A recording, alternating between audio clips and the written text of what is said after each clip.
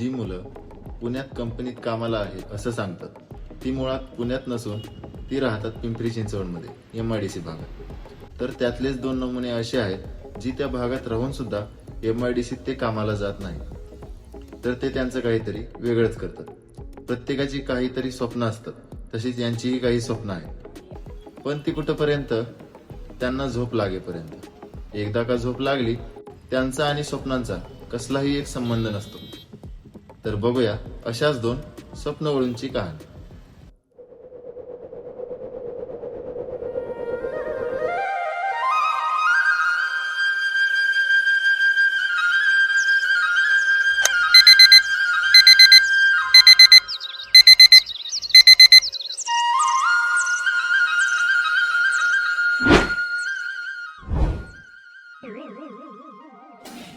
हा गणेश, हा स्वप्नांचा पहिला ओळ.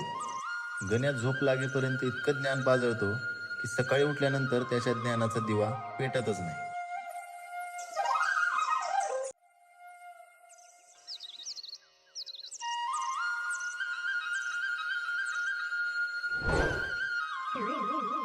हा शिव, हा स्वप्नाचा दुसरा ओळ. गण्या जो ज्ञान पाजळतो त्या ज्ञानाच्या प्रकाशात हा आंधळ्यासारखा फिरत असतो.